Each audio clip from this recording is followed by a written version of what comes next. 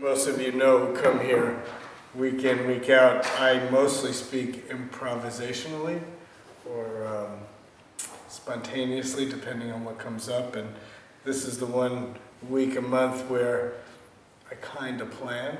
So I kind of have a plan, but actually I much more enjoy just speaking more spontaneously. So I thought I'd take a risk and ask if anybody has a question to start me off. Yeah, please. I want to know more about feeling from when you return to your Tangen? lower, yeah. Mm-hmm. I Okay. don't know what that is and how to use that every day. Uh-huh. Good question. So the question is, for those of you who may be here for the first time, just so I'll explain a little bit, she's asking what it's like to live down in your center? Is that a way of saying it? Yeah. Yeah. I talk often, like in the meditation instruction that Paul gave tonight, he talked about breathing into your lower abdomen. And Zen really isn't, Zen means meditation. And we don't really have a technique for meditation. A Zen school is the kind of meditation where you get thrown in the water and we say, okay, now swim. And hopefully there's some lifeguards around the corner of the pool helping you in case you really need help. But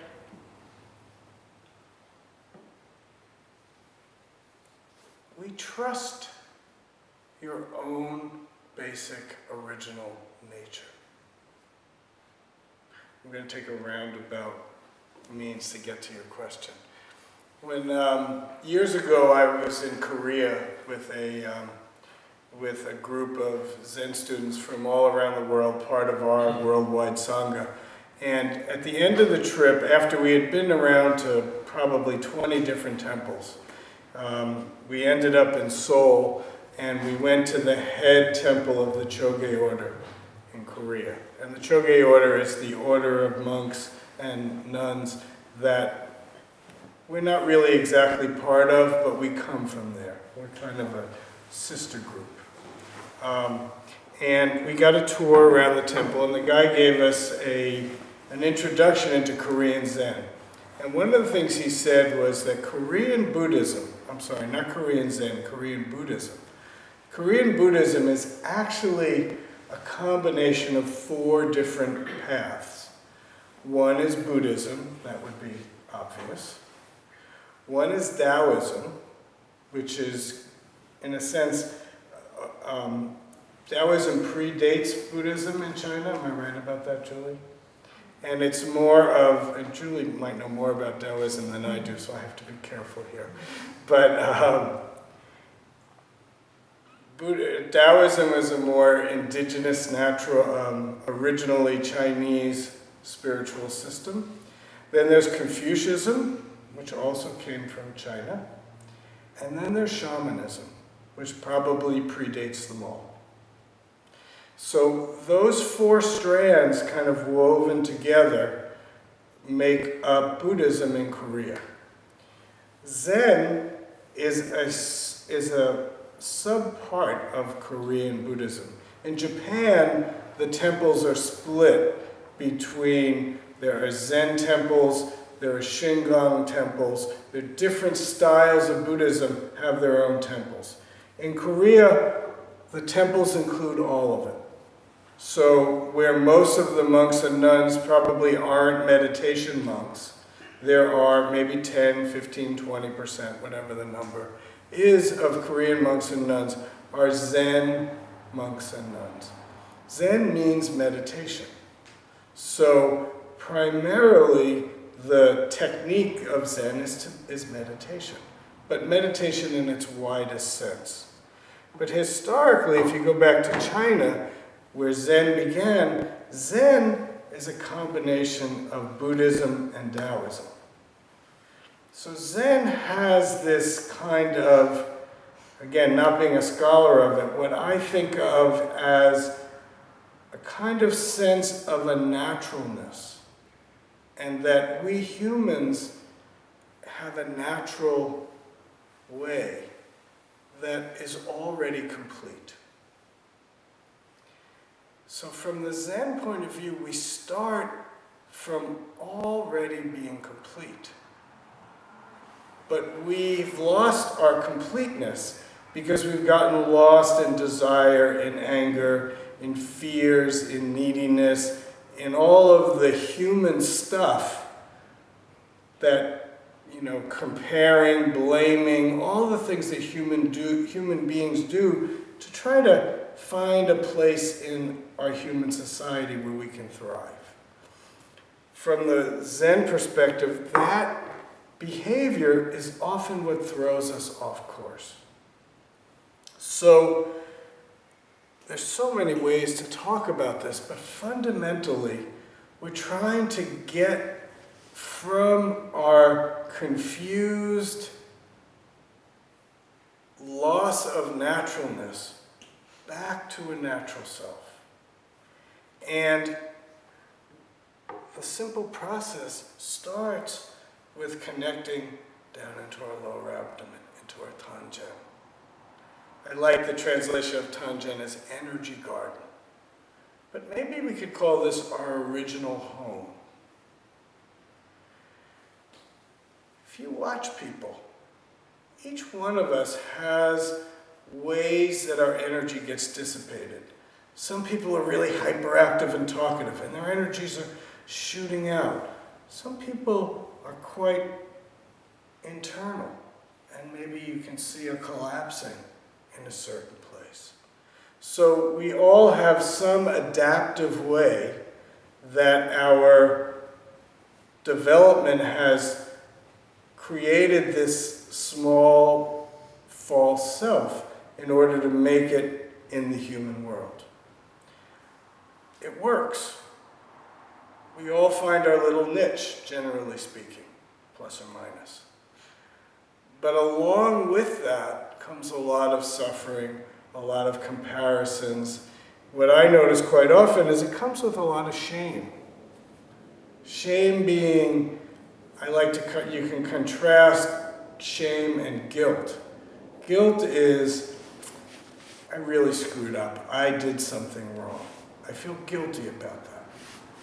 Shame is actually quite a bit more insidious, because shame is, I'm fundamentally flawed. I'm fundamentally bad. There's something wrong with me. And more or less, most of us suffer from this. Guilt is bad enough, but shame is really shame really cuts off our legs right when we need them the most. And actually we end up making matters worse and worse as we respond out of that place. So that's like the conditioned small self. Our job is to come back to something natural, authentic, and simple. And starting off in the lower abdomen is the place to do that, because it brings our energy down to some place where, at least figuratively, we're connected to the rest of the universe, not separate. So, slow breathing into your lower abdomen does a number of things.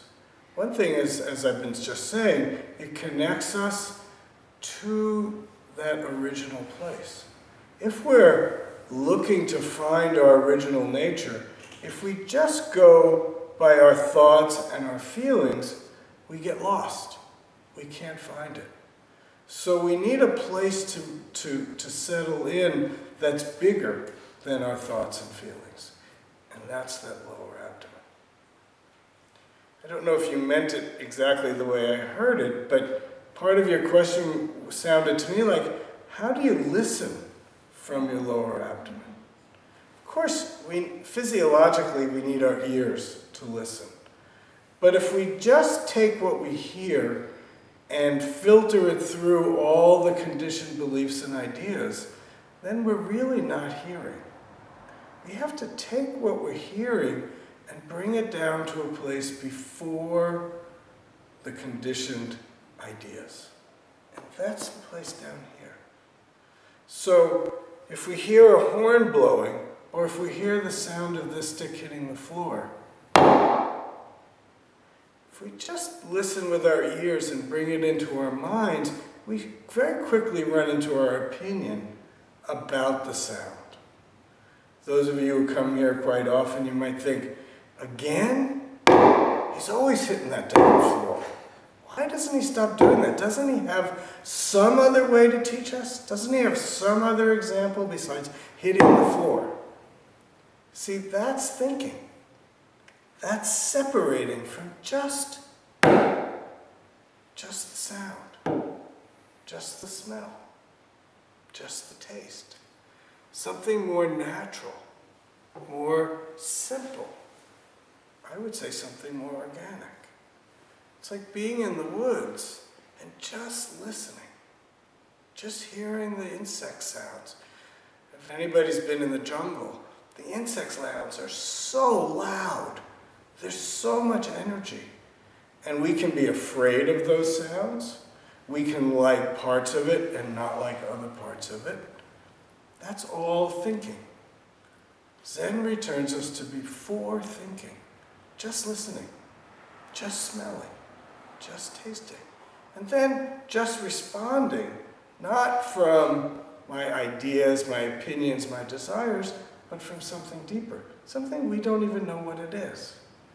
So at least for training purposes, if we can come down here, we in a sense get below the thoughts and feelings that are pulling us around. We get some stability in our lower abdomen. We get a place, figuratively, where we can hold all of our experience. Because often something happens to us and we freak out. So is there a place we can return to help us not freak out? And what I'm suggesting is that's in the lower abdomen. And we can practice that.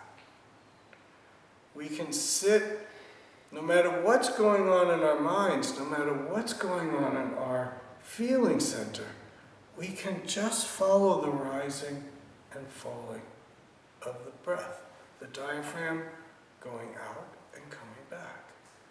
And with time and effort, we find some stability there, so that when things happen, we're not tossed around by it. We have some anchor that holds us into the present. Does that touch your question? Yeah, thank you. Good. Any other question? Julie? Well, just following on that, this is sort of a crazy question, but you know, in like exercise classes and stuff, they're always like, talking about core work and you know, literally building that part. Is that helpful for making your center stronger? Maybe. I can't say for sure because I don't do Pilates exactly, but we're always having to work. Again, it's like, as I understand it, it's bringing the energy to the core. It's the best I can tell you. They call it core work. Yeah, right. And maybe I should do more sit-ups. in the Dharma room. Try bows.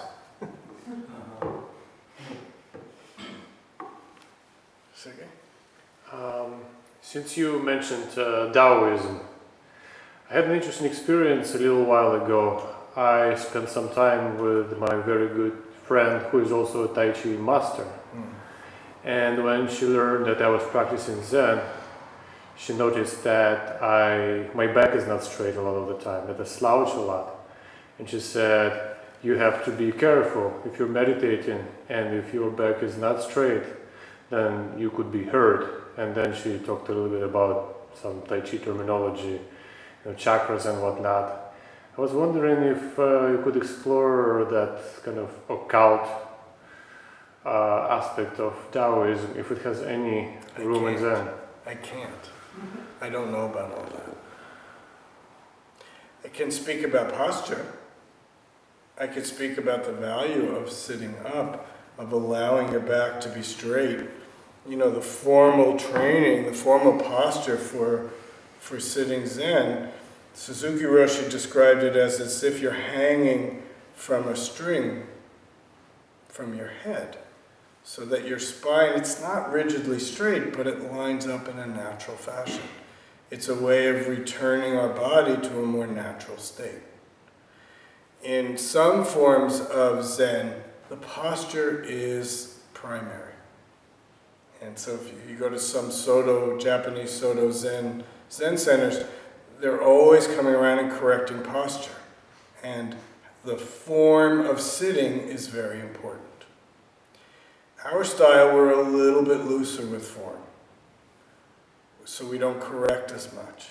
So I'm not sure that I know of the problems that'll come up. You know, sometimes you see people are sitting and they start going like this a little bit. They start shifting, or like you say, there's some slouching. And it's important, I think, to feel that and straighten back up. I think without being rigid and stuck on form, there's definitely a value to how you hold your body. For one thing, we're asking ourselves to sit upright for quite a while. And maybe that's strengthening the core, is just to be able to stay upright and kind of find your balance point. Let your body be on a straight line and in a balance point, so that your mind calms down. But I don't know a lot about what, from the Taoist point of view. Some Taoists I've heard think the problem with Zen is that you sit too much. And they encourage you to stand up and meditate standing up. Most Zen centers don't let you do that. We allow it.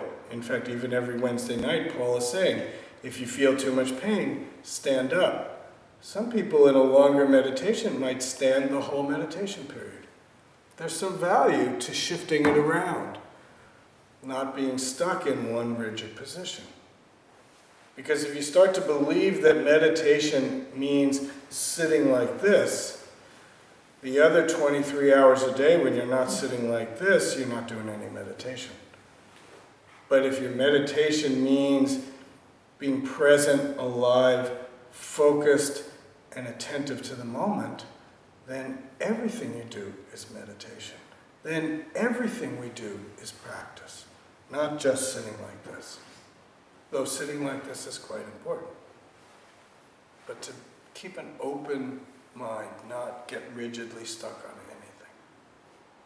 Okay? Anybody else? Now you're going to make me work, huh? Here's one. I tried this a couple of weeks ago and I didn't really form it as a question, but you and the other speaker then talked about our original nature before thinking was loving kindness. So the question is, why is it loving kindness? How do you know that? If I said our original nature is loving kindness, that's a nice idea, but I don't know if it's true. You find out. You find your original nature. What does that mean, to find our original nature? Even to raise that question. I, at the beginning of the talk, stipulated something, that we're all off. We've all lost something. You may not agree with that, but look at your own life. Zen teaching, in some ways, is a guidepost, but what really matters is your own experience. And what we're trying to do here, and what I'm trying to encourage working with people, is what is your experience? To be curious, investigate that, and find out for yourself. Even the Buddha said, don't believe me. Listen and check it out. Bring it into your own life. Does it help to bring your attention down to here? I'm telling you it does. Really, the only reason I can tell you that is that I have found it to be quite helpful. And I have found it very helpful when I notice myself falling off. And sometimes it can take a while, first to notice it, and then to be able to grab it and bring it back. But the tool is down here. The tool for me is slow breathing in and slow breathing out. Paul says in his meditation instruction, this isn't a breathing exercise and it's not a competition. But finding your breath and being able to slow down a little bit gives you some balance. It gives you some awareness. What is it that's happening right now? How do we know? Some things we can see, but a lot of things we can't see. A lot of aspects of what goes on in our worlds are hidden. And if we're not slowing down enough to pay attention, we miss the hidden world. Now, I can't say how much of the hidden world can be revealed and how much can't be, because I can only know what I know. But if we slow down, if we let go of our own greed, anger, and ignorance, it's actually possible to see more clearly. It's like if you look at a scene for a while and really look, you start to see things that you miss at first glance. And unless we can kind of get out from behind our own rigidity, we just see what we expect to see. We don't see the hidden parts. Because actually the hidden parts might be less hidden than we think they are. I was meeting with somebody today over Skype, and the person was in Ecuador.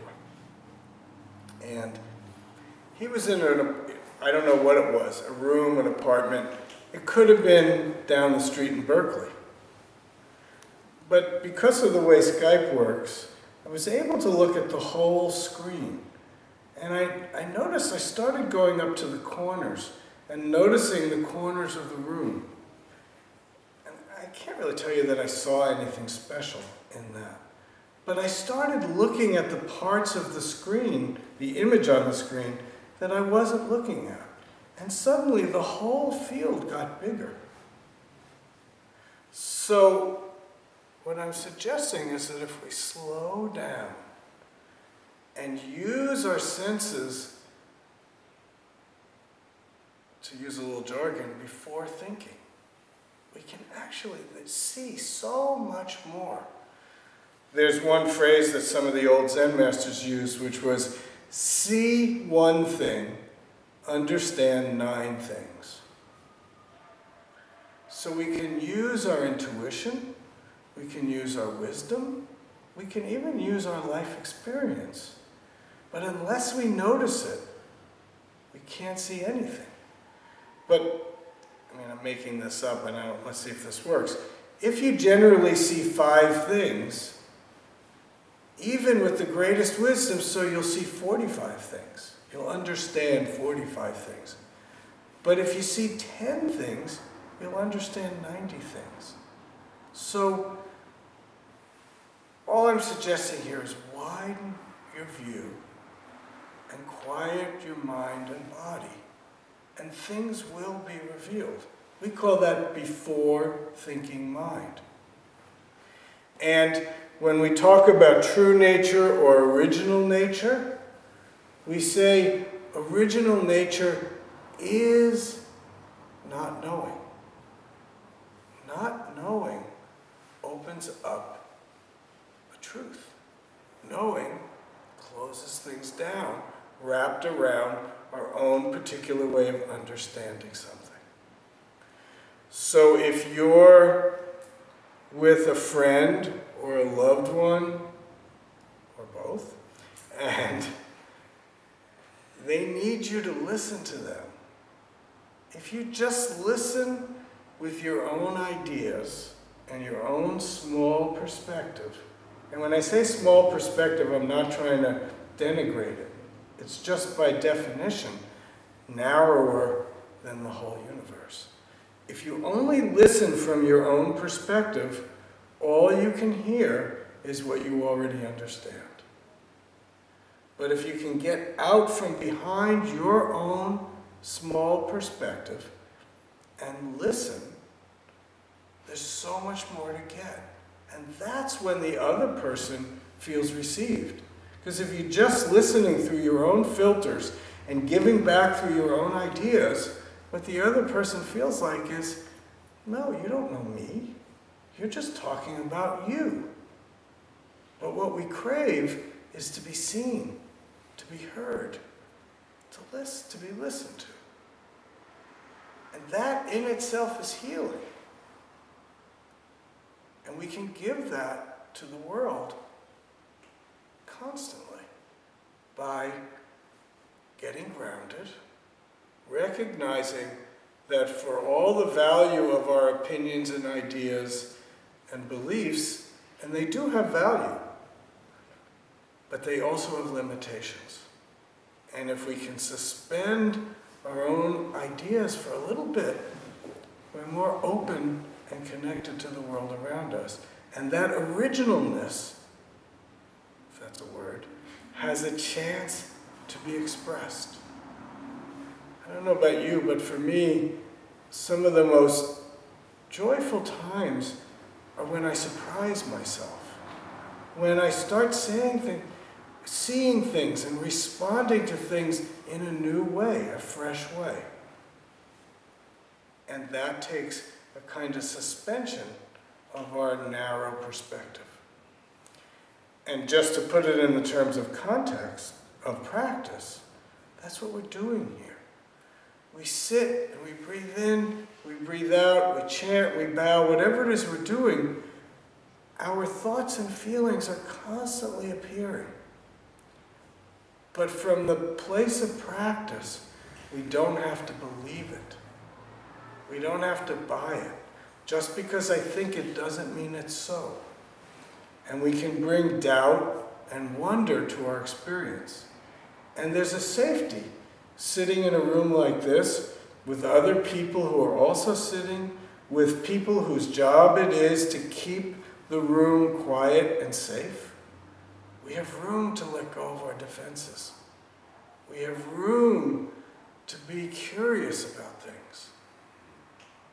And it takes that curiosity and wonder to actually practice, to connect with something original and natural. And if that's loving kindness, that's great. So, what's a good technique to take use our strong center outside of the Zen Center, especially when you find yourself in a situation where you're not getting what you want? Yeah, first thing, hit. Come back to this moment. Return to zero.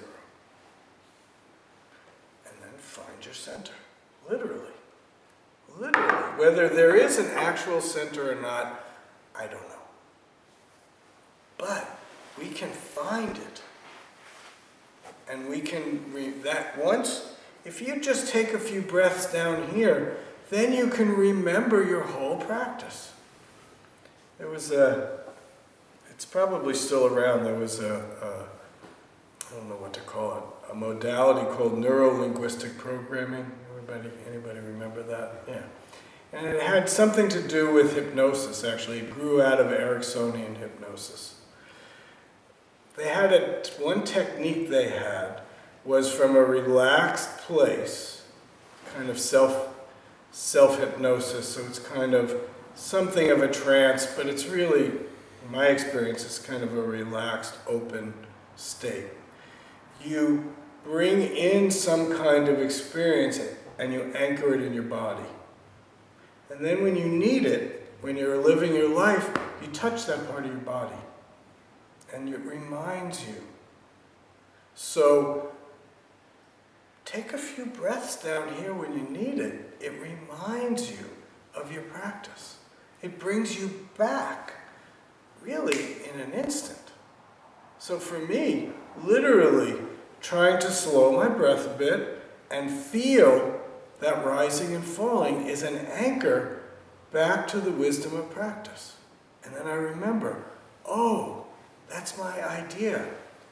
When I start to notice people acting towards me in ways that I don't really want them to act towards me, if I can stop a second, I can imagine I'm probably doing something that's bringing this towards me.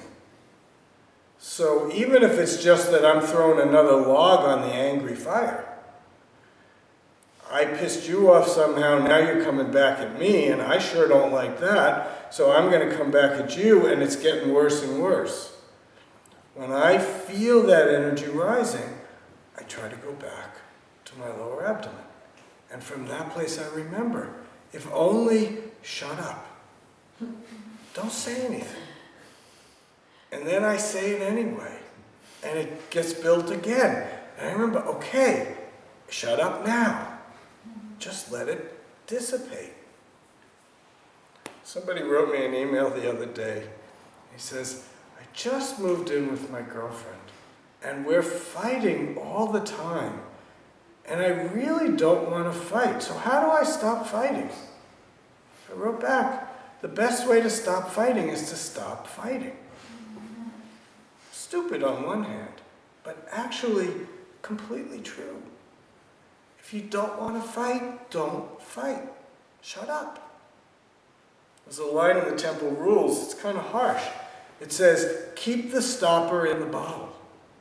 First it says, your evil tongue will lead you to ruin. Keep the stopper in the bottle. Now, of course, to be fair, some of us keep that stopper in the bottle too much, and we need to learn to take it out and speak up. So there's no one teaching that fits for everything. But if you find yourself in the middle of an inferno, stop throwing fire around. And it's hard. It's easy to say. But especially the closer we are with somebody, the harder it is to do it. Because we fall into our righteousness. You're wrong, I'm right. Maybe so, but if we keep going on like this, the building's going to burn down. Or if we go back to the relationship, I'm mixing a lot of metaphors here. If you feel like the fighting is causing problems, then you're not going to solve it by fighting more. So stop. Let the energy settle. Then maybe when the energy settles, that loving kindness can appear. But when we're all worked up and I'm right and you're wrong, we can't find it. We're not acting out of kindness anymore. Even if we believe we are, we're acting out of our own righteousness and our own sense of I'm right and you're wrong, and God damn it, you're going to admit to you're wrong and you're going to understand why I'm right. And we all know how well that works. Because we all love to say, that's right, I've been wrong all these years, you're right. We're all really good at that, right? So just slow down. It's trite to say it, but take it easy. When things are getting worked up, take a breath. I sometimes tell people when you're at work and things are getting worked up and you're losing your center, go to the bathroom. And while you're on the way to the bathroom, watch your breath. And while you're in the bathroom, doing whatever you might do in there, watch your breath. Pay attention just to your experience in the moment. And then when you're coming back, watch your breath. And then when you've come back, rather than just jumping right back in, stay calm. Calm yourself. That will impact the people around you.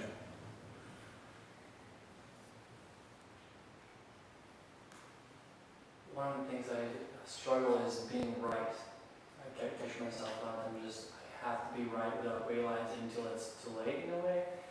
It's not really an argument, but it's just kind of in a way pushing my opinion because I think it's the right way and I want to be right, and then later I walk away and it's like, I don't like the feeling I have inside of me because I was trying to push my opinion and I thought I'm right and I still walk away, although I don't like the feeling. Right, it So doesn't really work anyway. I'm sorry? It doesn't work. No, it doesn't work, no. And when I catch myself, it's almost too late. Yeah. So is there a way And I don't know about you, but a lot of those times I come to find out that I wasn't right anyway. We think we're right, and it feels so right. But that doesn't mean it is right. It's a little different from what you're saying, but I have very important memories from my childhood of particular things. And what I've come to find out, at least according to other people, that didn't happen. Or it was actually somebody else's experience. But to me, no matter how many times they tell me, and they probably have a better view of it than I do, emotionally, my way is still right. So it's very tricky, very tricky. So just work with it. There's no simple answer, but you've done this enough to know that even if you are right, it's not that satisfying anyway. So at some point, just stop, let go. And then maybe come back to it when things aren't as agitated. But you've learned, it doesn't help anyway. So, I don't know, I get this image of somebody finally winning, but everything is destroyed all around them. Great, now I won. Doesn't matter. And we don't even know if we're really right anyway. And right and wrong are such a relative concept. What's right in one moment is not right in the next.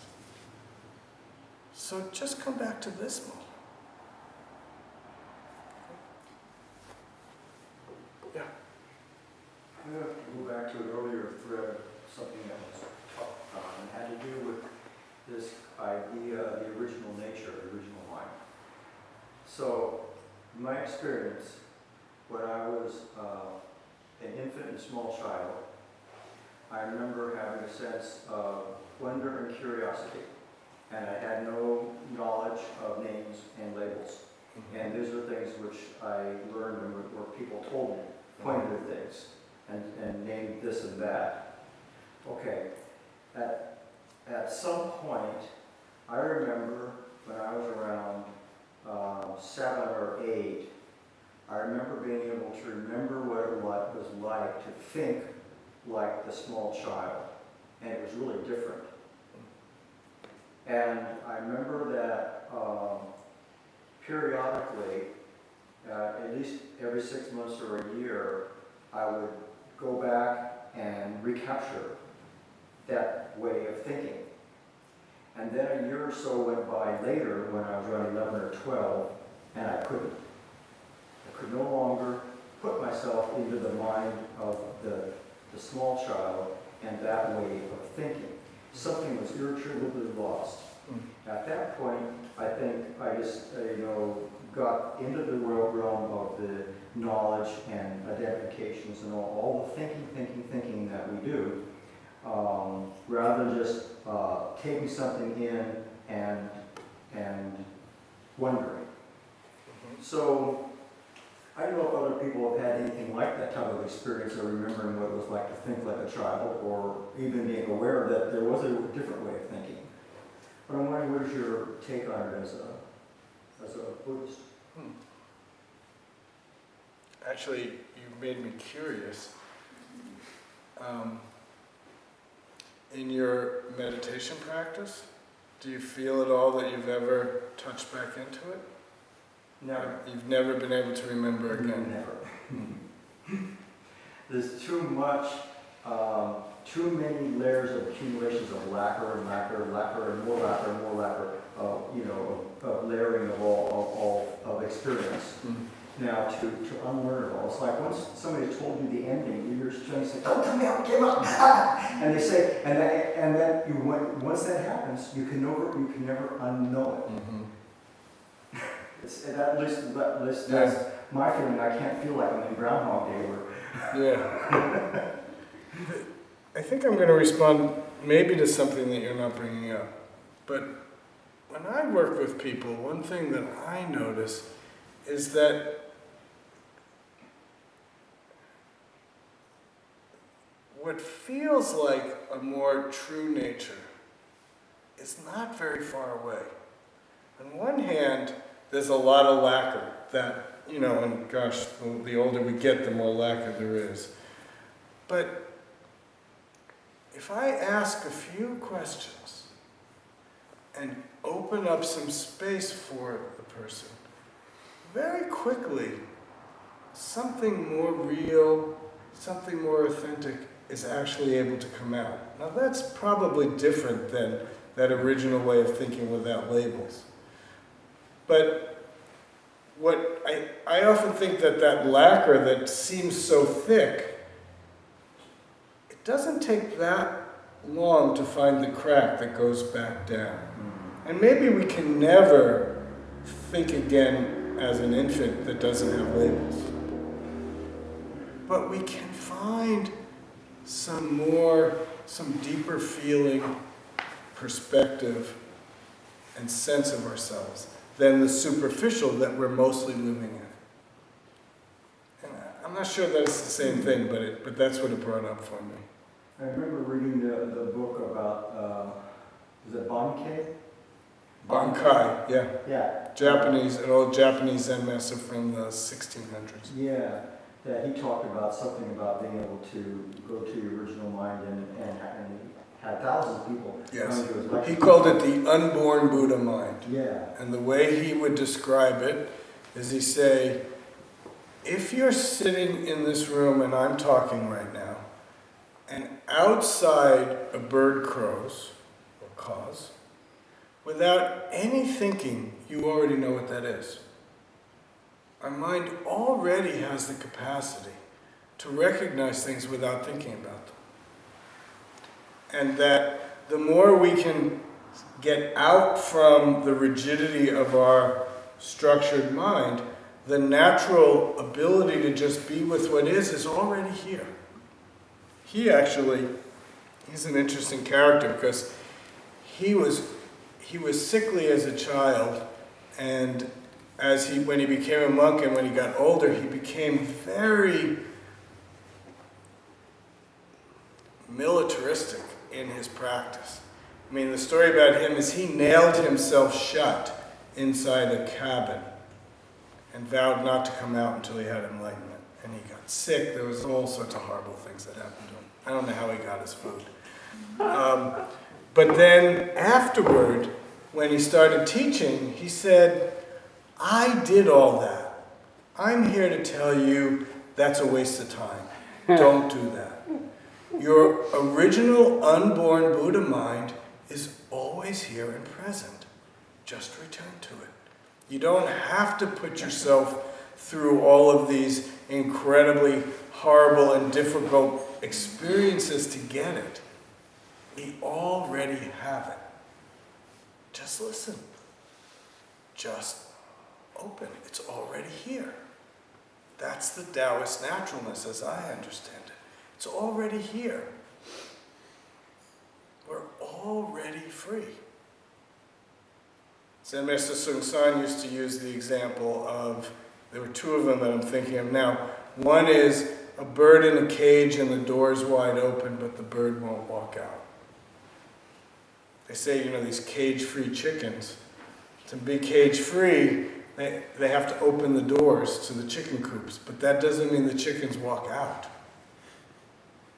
We're a little bit like that. The door's already open.